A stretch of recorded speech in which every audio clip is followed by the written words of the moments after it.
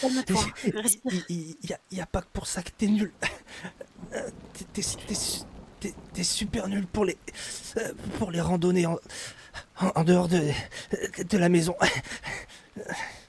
Ouais, bah, j'ai jamais fait, hein, j'apprends là, tu sais. Et puis t'es mauvais aussi, hein. Mais c'est pas grave. Non, moi je suis un super guide de montagne. Tu sens qu'il s'affaiblit dans tes bras. Je vais le serrer de plus en plus fort contre moi. Et je vais pleurer, mais je veux pas qu'il l'entende. Alors je continue à raconter n'importe quoi. Et puis le mouton, c'était pas un mouton, hein. En fait, c'était une vache, t'avais raison. Mais, mais j'ai jamais voulu te le dire. Je le savais. Je le savais. Faussette, Ouais, tu, tu vas la retrouver. je vais essayer, je te le promets. 3 fois promis. 3 fois promis. Tu, tu m'oublieras pas. Tu peux dire à papa qu'il me manque.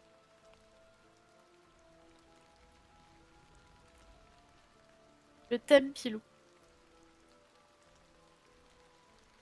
Et il va expirer dans tes bras. Tu vas pouvoir te reposer un peu. Et récupérer au moins les 2 PV que tu as perdus de la pierre. Oui. Alors qu'on va avoir un petit fond du haut noir sur l'image de la petite Faussette qui tient dans ses bras son frère qui vient de s'éteindre. On va faire une courte ellipse qui va nous amener à l'heure. Il y aura bien 2 heures qui se seront passées où tu auras sans doute dormi un peu, mangé un petit morceau dans ton sac, mine de rien, et ça va te faire une petite case de moins. Et tu vas devoir reprendre la route. Tu vas reprendre la route. Ouais. Avant de reprendre la route, je pense que j'aurais quand même pris le temps de rassembler des pierres, afin de faire une sépulture à mon petit frère. Et bien mémoriser l'emplacement où il se trouve. Parce que je me Bien. dis qu'on sait jamais. Très bien. On sait jamais. Tu poursuis ta route après ça.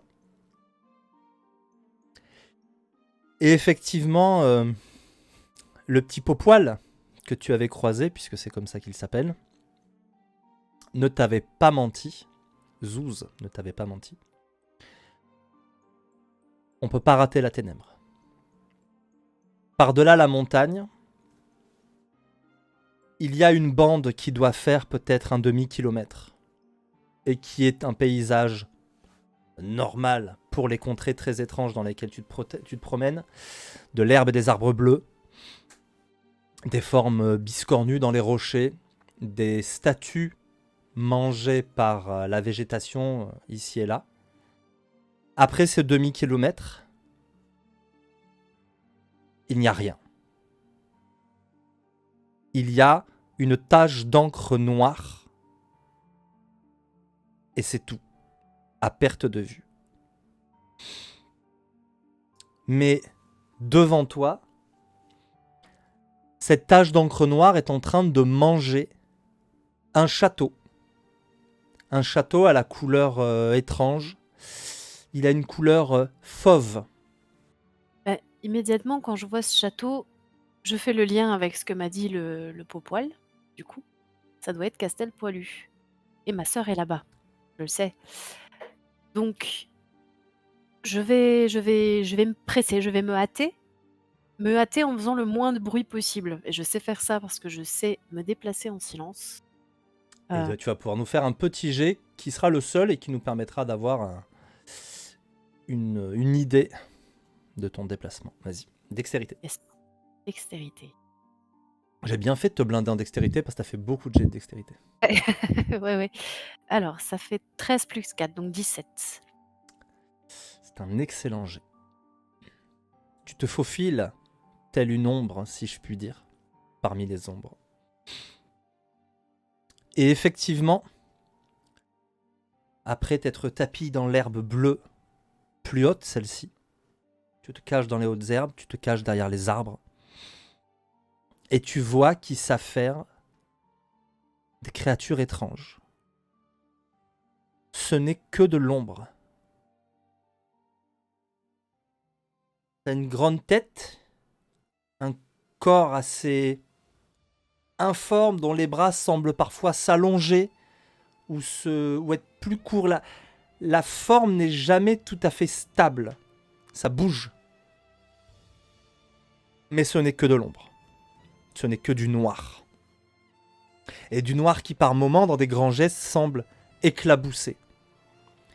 Et tu vois que ça progresse tout doucement. Mais tu vois ce château poilu, il est comme couvert de fourrure.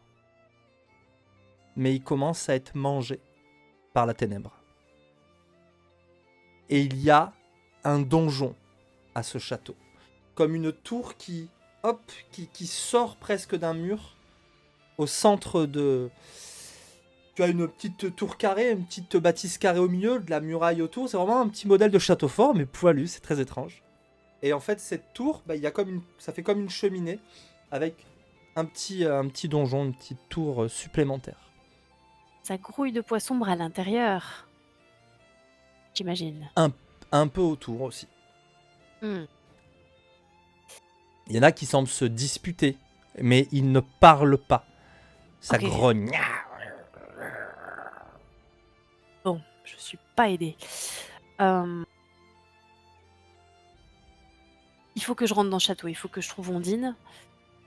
Ce que je vais faire, je me dis que si c'est un château, il y a un chemin de ronde. J'ai oublié un truc super important Ah, qui est lié à la sépulture. oui. Quand tu as fini la sépulture, il y a une petite sphère lumineuse qui s'en est élevée et qui est rentrée dans ta poitrine.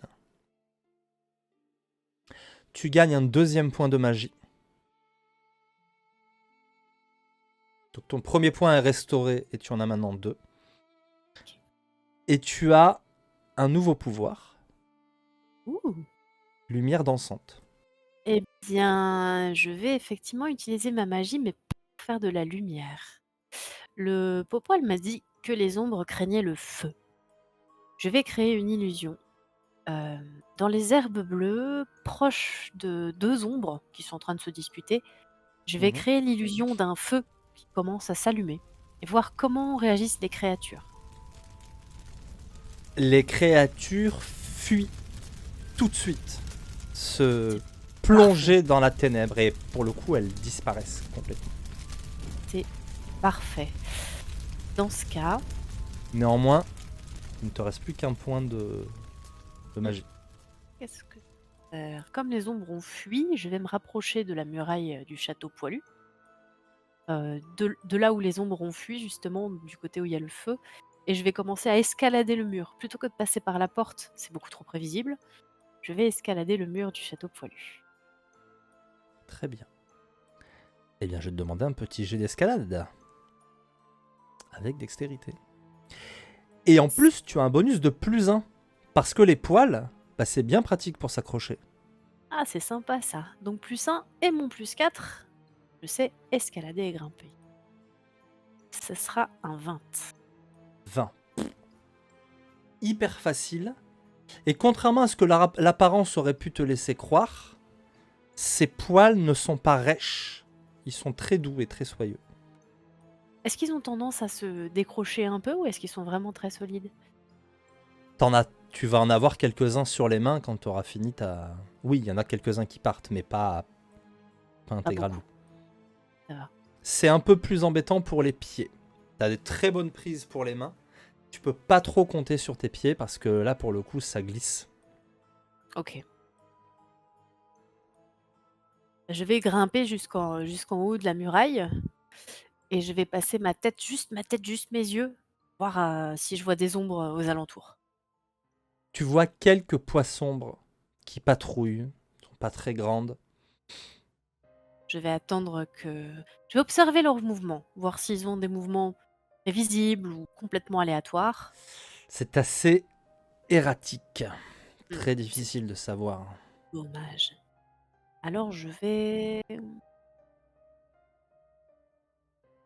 Ah, qu'est-ce que je vais faire? Eh ben, je vais faire ma petite lumière. Et puis je vais rester près de la lumière. Je vais la faire apparaître sur le chemin de ronde. Vérifier quand même que les ombres la craignent et la fuient. Et puis si je Oui, vois que ça fonctionne, je monte et je reste tout près de ma petite lumière. C'est un petit peu comme si mon petit frère était toujours là et me protégeait. exactement. Tu vas... Et quand la lumière apparaît, tu entends 3 fois promis. Et la lumière est près de toi. Les créatures la voient. Et elles vont s'approcher et rester à distance respectable. Mais en même temps, tu sais, elles sont comme des lions en cage et elles vont finir par tourbillonner, tourner autour de toi sans pouvoir s'approcher. Donc elles pèsent, elles s'enragent, parfois elles se mordent entre elles. Mais tu te retrouves, mine de rien, le centre de l'attention, au bout d'un moment, d'une petite dizaine de ces créatures qui te tournent autour, etc. Ok. Tu es sur le chemin de ronde, avec cette lumière, et tu vois le fameux donjon qui commence à être mangé par la ténèbre. Quelque chose me dit que c'est dans ce donjon que je vais trouver ma sœur. C'est logique, dans toutes les histoires, les donjons sont les prisons, donc les prisonniers sont dans les donjons. Je vais donc me mettre à courir tout en emmenant avec moi la petite sphère et en répétant promis, promis, Elle te promis, suit. promis. Elle te suit. Et je vais entrer dans le donjon dès que je pourrai y entrer. Le problème, c'est que entre le donjon et toi, il y a la cour intérieure, il y a le vide. Et là encore, plein de ces ombres qui, te voyant, courent vers les escaliers et se dirigent dans ta direction. Mais au bout d'un moment, tu as vraiment une masse indistincte de ces créatures autour de toi. Qu'est-ce que tu fais? Il va falloir que tu traverses la cour si tu veux aller jusqu'au donjon et puis que tu escalades à nouveau. Et cette fois-ci, il va falloir escalader haut. Mais je vais y aller. Ondine. Il faut que je trouve Ondine. C'est le plus important. J'ai promis à Pilou, j'ai promis à maman. J'ai pas le choix. J'ai pas le choix, il faut que je réussisse en fait. Très bien. Et j'ai tellement pas le choix que je vais utiliser ma capacité cœur de glace. Ma capacité cœur de glace qui fait que pour un point de chance dépensé, je fais un triple 6 sur une action hors combat. Impeccable. Tu grimpes très facilement. Très motivé sans doute. Et tu arrives à une fenêtre. Il semble y avoir une silhouette derrière cette fenêtre. Pas qu'une d'ailleurs. D'autres. Peut-être une demi-douzaine. Le problème de cette fenêtre, c'est qu'elle est grillagée.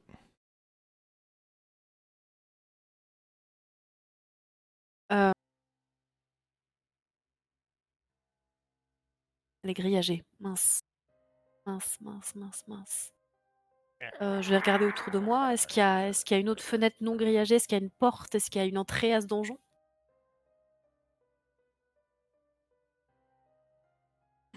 Sans doute par la tour intérieure. Tu sais, t'as une tour comme ça, et puis t'as espèce de Oui, donjon là. C'est plus qu'un encorbellement. Il y a vraiment comme sans doute un bout de couloir comme ça, et puis poup, ce un truc, c'est pas escalier. du tout. C'est une architecture qui tiendrait sans doute pas dans la vraie vie. Hmm. Euh, je réfléchis entre essayer d'arracher, mais je suis pas très forte, je suis toute petite, ce vilain grillage. J'essaye des trucs idiots, je vais arracher les poils un par un pour essayer de libérer la grille, en fait, et la tirer hors des poils. Eh bien, c'est pas bête. Ok, très bien. J'aime bien l'idée. On va en faire quelque chose en tout cas. Tu arraches les poils, tu épiles le château. Et tu finis effectivement par faire un peu de jeu au niveau des gonds de cette fenêtre, en tout cas de cette grille. et par réussir à... Ça va te prendre du temps, mais à la déceler. Tu te rends compte à l'écoulement du temps que tu sais pas du tout si le soleil devrait se lever, si t'es en plein milieu de la nuit. T'as perdu un peu le fil du temps. Mais tu finis par réussir à faire tomber cette grille. Ah oui, t'as... Et c'est très curieux, effectivement, sous le poil, le château perd en épaisseur. Et il y a comme de la pierre, en fait. C'est vraiment mais j'ai pas le temps en fait de m'y intéresser plus que ça. OK, je sursaute, c'est étrange, mais en fait, peu importe, je me ressaisis très vite et je vais essayer de casser la vitre de la fenêtre que j'ai réussi à libérer. Tu brises ce vitrail, plus que cette vitre, qui tombe en morceaux, puisqu'il y a des fils de plomb au milieu qui maintiennent tout ça un peu. Tu continues à taper, tu finis par t'acharner un petit peu. Et tu arrives dans une salle circulaire, où tu n'entends que des gémissements de gens qui n'ont pas l'air en très bon état. Et pour cause, ces gens sont en train d'être lentement dévorés comme par la gangrène, mais par l'ombre. Et certains ont déjà la moitié du corps presque transformé en poids sombre. Et donc tu vois parfois une tête, un buste sur des jambes humaines qui est encore pas spécialement agressif, mais qui a l'air de paniquer, de gigoter comme un poisson qui frétille sur le sol. Je, mmh, Ça me fait peur, ça me fait mal au cœur et je cherche autour de moi ma sœur en espérant qu'elle n'ait pas de cela. Tu vas entendre une voix qui va te dire Fawcett. Ondine? Je me dirige vers la T'as... voix. La voix est sur un petit tabouret dans un petit coin d'ombre. Et alors qu'elle s'avance par la fenêtre que tu as cassée, il y a un peu de lumière, faible. Et puis surtout, il y a ta lumière à toi, en fait, qui va illuminer son visage. Et c'est bien Ondine, mais elle a l'air épuisée. Qu'est-ce que tu fais? Je me jette sur elle et je la prends dans mes bras. Elle te fait un geste des mains pour te dire non, non. Et quand elle te fait ça, tu vois que ses deux mains ne sont déjà plus que deux écharpes de ténèbres. Alors je me stoppe, je me fige, ça me fait peur d'un coup. «Qu'est-ce qui t'arrive? Qu'est-ce que c'est que ça?» C'est la ténèbre. Pourquoi tu es venu? Tu n'aurais jamais dû venir. «Mais on voulait te retrouver avec Pilou. On a dit à maman qu'on allait revenir avec toi». Mais il n'y a pas de retour possible. Il n'y a pas de retour possible. C'est... Je ne l'ai compris que trop tard et je m'en veux tellement de vous avoir fait venir. On avait «Tu nous as tout. pas fait venir». On avait tout. On avait tout. On a choisi le mal. On vivait bien. On manquait de rien. Et j'ai choisi de partir. Et il n'y a rien pour nous ici. Il n'y a que la Alors mort, que la misère. Et je n'ai croisé que des dangers et de la souffrance. ouais, mais mais il faut qu'on rentre. Il faut que tu rentres. Non, non, pas sans toi. J'ai déjà dû laisser Pilou, alors je veux pas te Moi, laisser. c'est trop tard. Elle se lève. Et quand elle sort son corps de l'ombre, bah tu vois que ses jambes sont noires aussi, la moitié de son ventre. Moi, c'est trop tard. Tu imagines si on emmène ce mal dans Havrepé? Mais ça doit se guérir, c'est comme une maladie, non?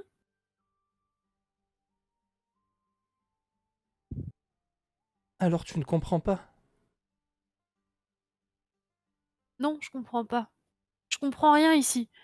Il y a des trucs qui veulent nous tuer tout le temps et l'herbe est Parce, bleue et les arbres sont bleus et c'est trop bizarre et parce que et les et toi gens tu es ont quitté malade. la joie.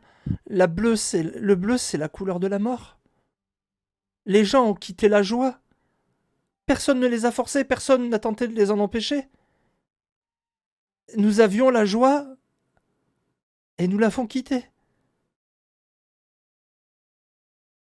On peut peut-être y retourner, non?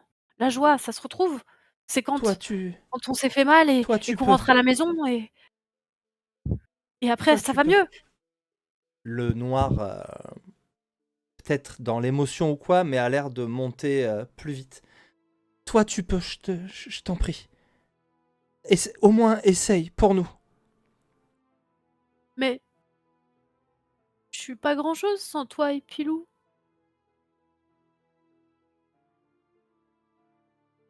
Il faudra nous faire vivre à travers toi. Et si je veux pas? Si je veux pas? Et je serre les poings, en mode rebelle. Non, et si je veux pas? Alors, je sais pas. C'est pas parce que tu es la grande que je dois faire ce que tu dis. Et moi, je veux pas te laisser. Faut que tu viennes avec moi. Et puis en même temps, je recule petit à petit. Elle te suit.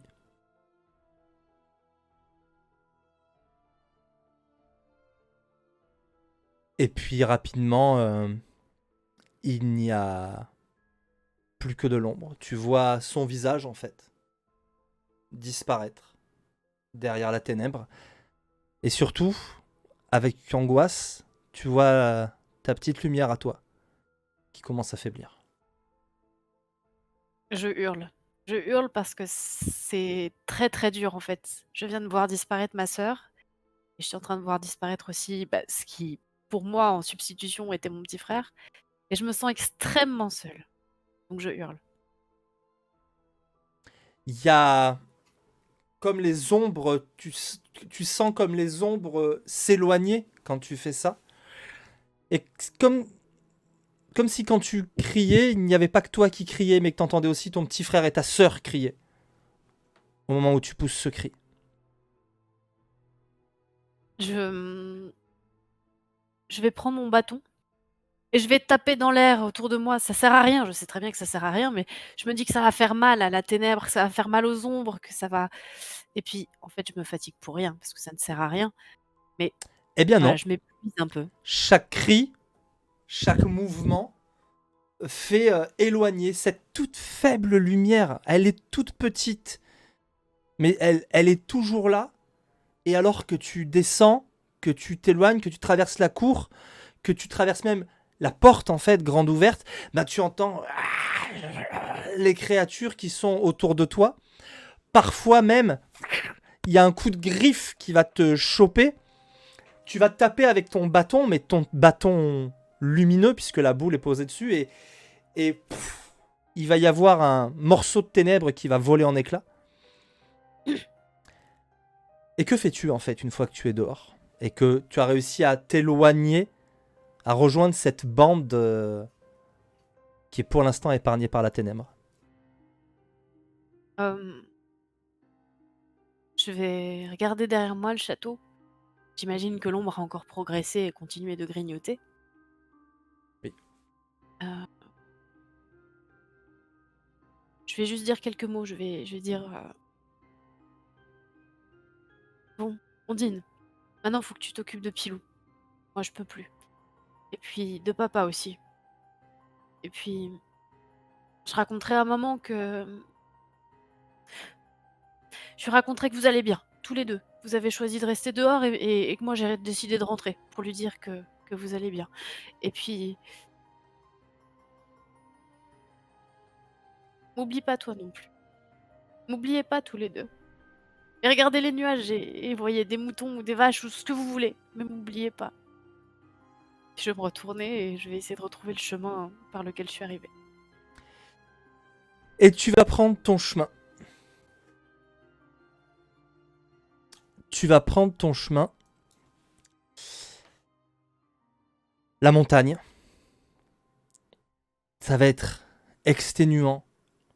Mais il va falloir remonter par là. Il fait nuit maintenant. C'est comme si la ténèbre avait tout envahi. Quand tu repasses néanmoins près de la sépulture de ton frère, la petite lumière se met à brûler plus fort. Et elle t'éclaire dans la nuit. La nuit est d'un silence assourdissant. Tu n'entends que tes pas qui font rouler les pierres. De temps en temps, il y en a une qui va tomber dans la combe et se répercuter dans un grand fracas. Et puis le silence va s'installer à nouveau. C'est exténué que tu vas arriver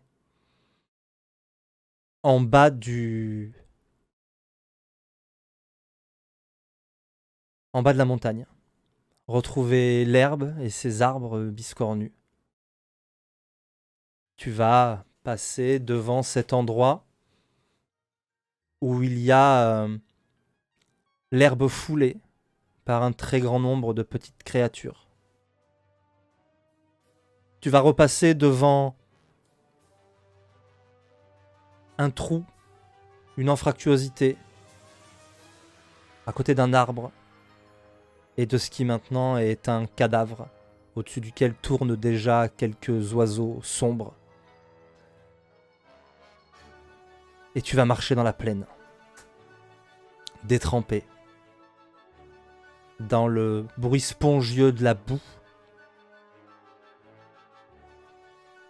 pour te rendre compte, complètement désarmé, que Havrepé n'est pas là. Que là où tu es arrivé, la porte, il n'y a plus rien. Juste une grande plaine. On ne retourne pas à Havrepé. Personne n'est jamais retourné à Havrepé. Alors, Fossette va tomber à genoux.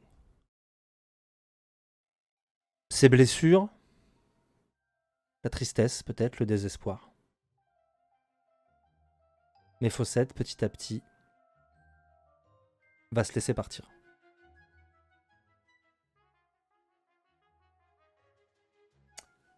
Mais, dans ce dernier souffle, elle est soudain envahie par une chaleur étrange, très réconfortante.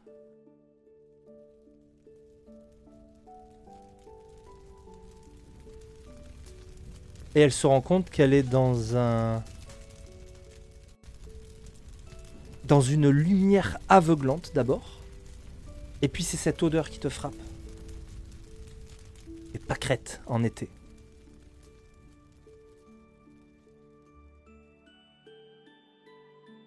Et quand tu lèves la tête, les grands rires aux éclats de ton frère et de ta sœur. Tu es revenu en Havrepé.